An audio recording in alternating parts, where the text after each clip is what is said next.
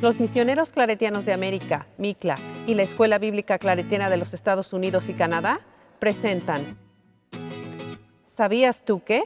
Contexto de la carta a los romanos, escrito por Giselle Zamora. Mi nombre es Luz María Castillo, estudiante de la Escuela Bíblica Claretiana.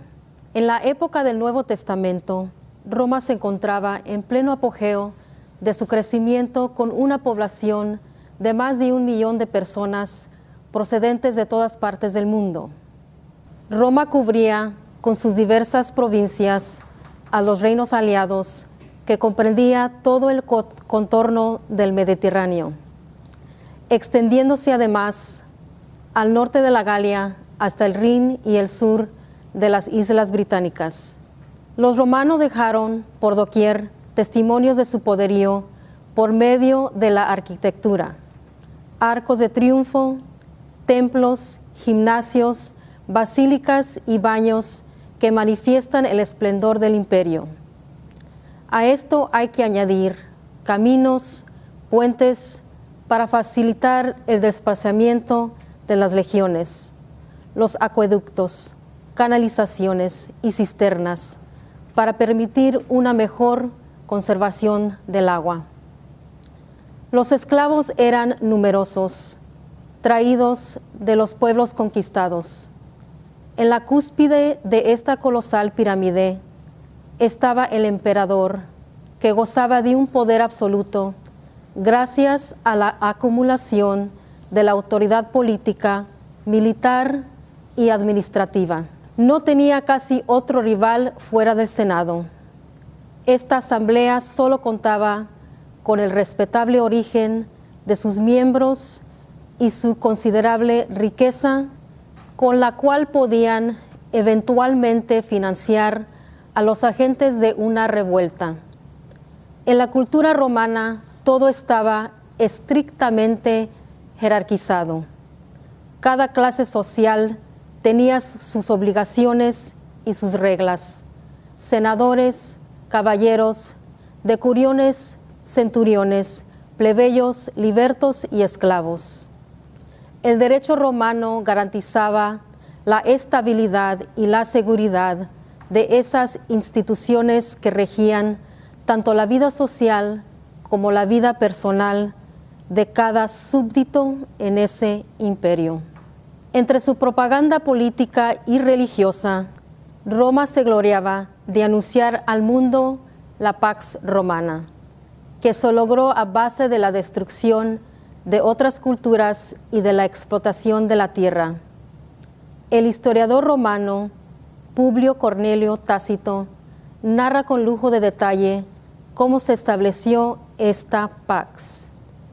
Una vez que los romanos vencieran, saquearan, explotaran y violaran a las mujeres de Britania, al día siguiente descubrió mejor el rostro de la victoria.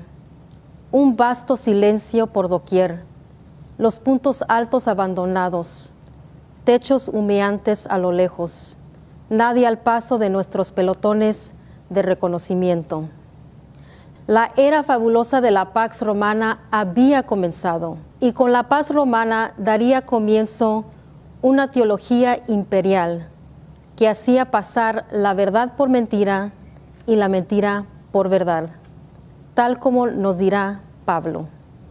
El asesinato por saqueo y la explotación por paz, pero ahora Britania queda completamente al descubierto.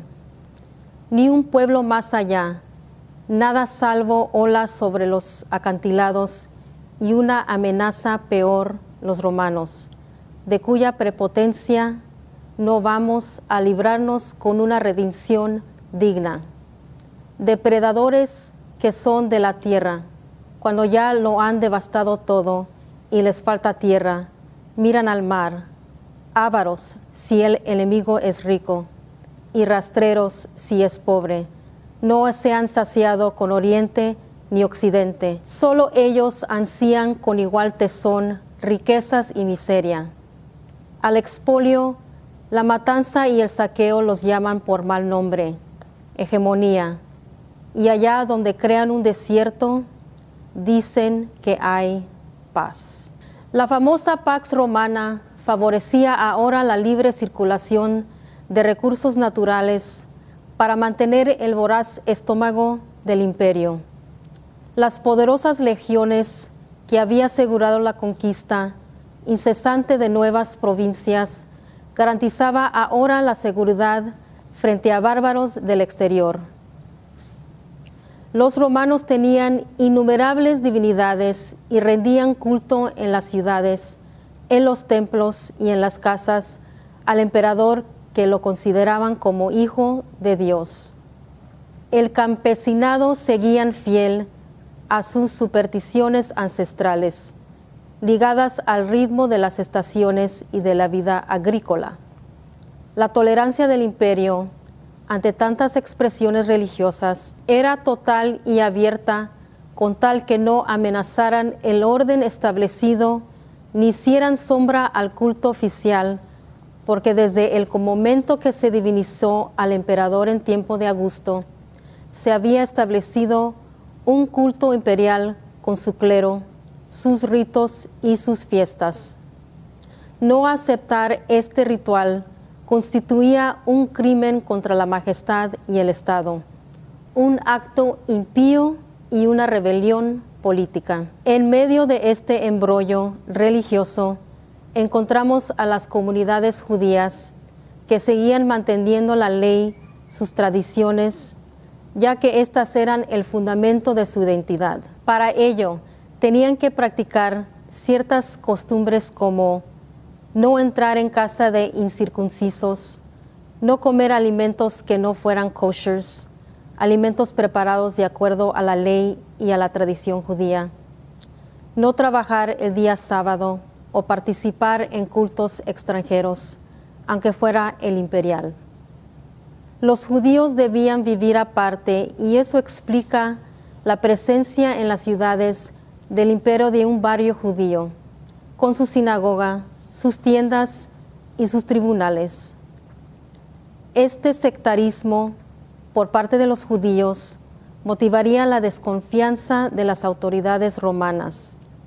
Es en este judaísmo donde llegó a florecer también el cristianismo.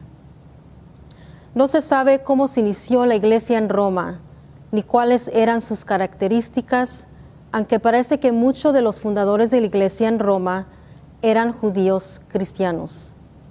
Hechos 2:10. La comunidad de Roma no fue fundada ni por Pablo ni por Pedro. Sin embargo, según la carta, Pablo la conocía bien. Cuando Pablo escribe su carta, en Roma existían ya cristianos desde hacía muchos años, como se deduce indirectamente de Romanos 15:23.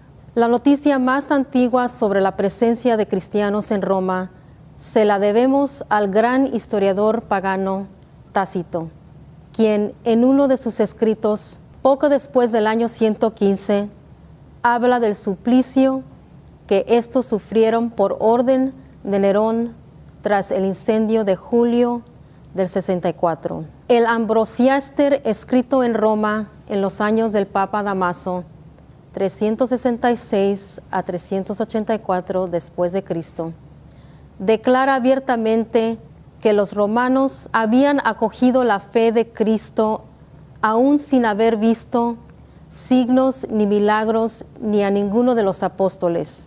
Pablo no menciona a Pedro en Romanos. El primer anuncio del Evangelio en la capital del imperio se ha de vincular, por tanto, a otras personas anónimas y desconocidas. Se debió a evangelizadores oscuros, cuyos nombres no pasaron a la historia, pero que no por ello se han de considerar de rango inferior.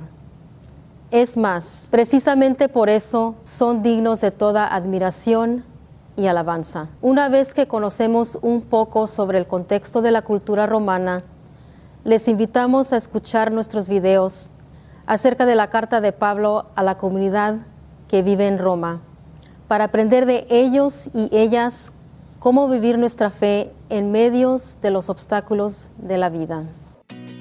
Gracias por sintonizarnos. No olvides darle un like a este video y compartir con tus amistades.